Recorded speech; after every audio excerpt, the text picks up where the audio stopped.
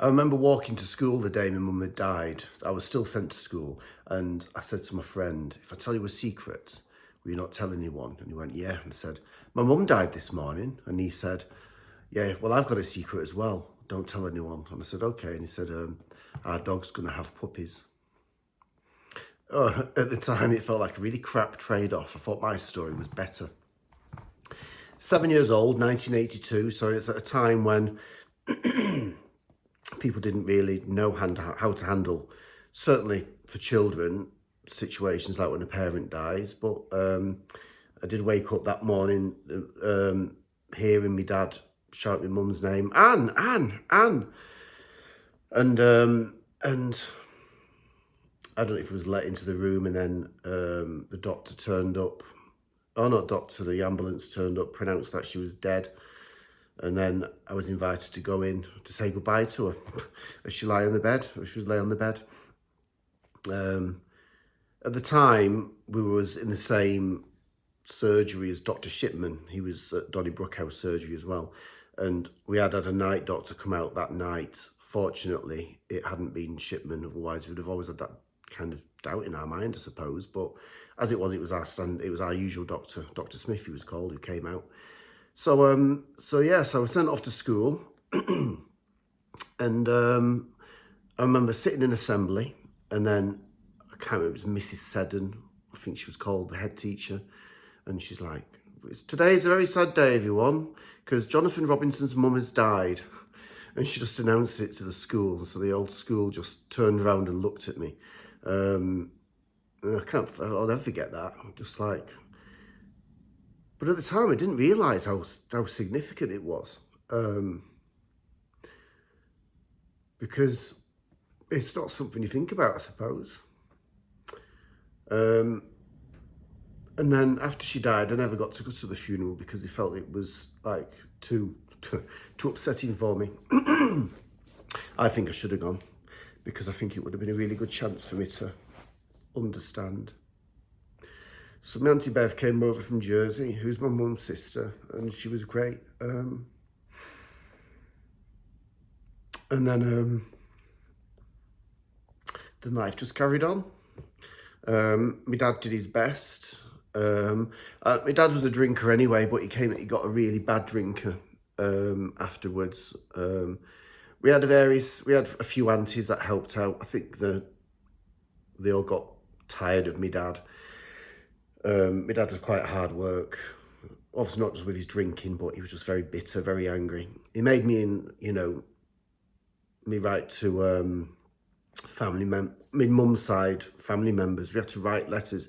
We had to sit at the table, write letters, and to say we didn't want anything to do with them anymore now that my mum had died. And my dad made us write those letters out, put them in an envelope, address them, put a stamp on, and he actually took us to the post box to post the letters. And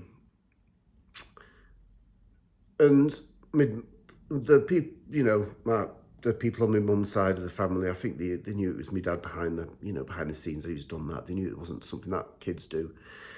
But, that must have been upsetting for them. Not just upsetting to get the letter, but I imagine if that was me now, hearing of a kid having to do that,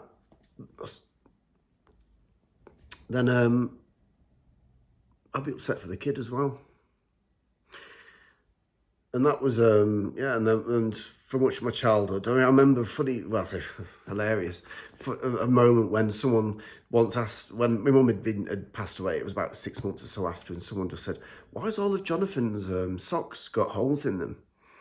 And it was because no one had remembered to cut my toenails.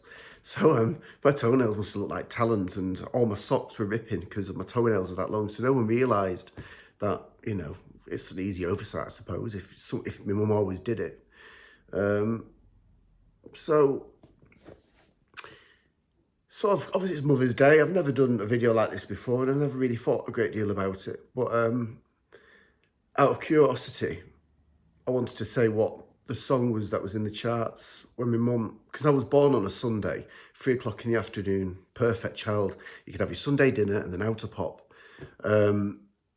And I was really curious to know what the #1 song was on the charts, because I always had this vision in my head of my mum in hospital. She's just given birth to me. She's holding me in her arms. And then the song on the radio.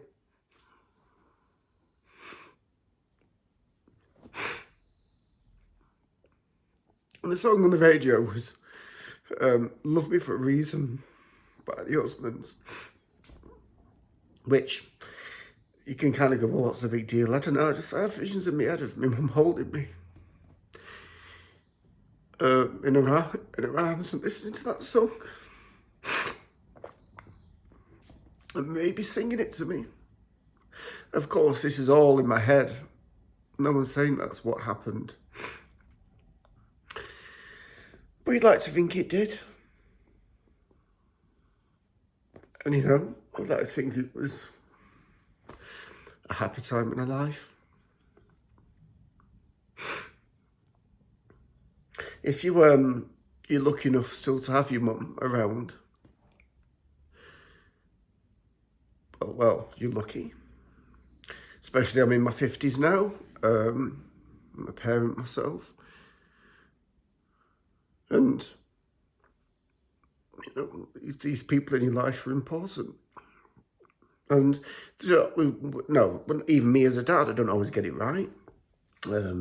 Mums and dads both don't always get it right. But I think it's usually the case, in more cases than not, that they really do try the best for you and try and do the right thing. And, yeah, and want the best for you. So, I don't know what I believe in as far as afterlife and spirituality and, you know, people looking over you and stuff. You'd like to think that my mum's looking over me. I think that's easier and makes more sense in my head that I'm actually, you know, I'm obviously from my mum. So my mum does live on in me. If she can see me, I hope she's proud. I hope she feels like I've achieved a lot. And if you've still got your mum, just give her a hug. Thank you for watching.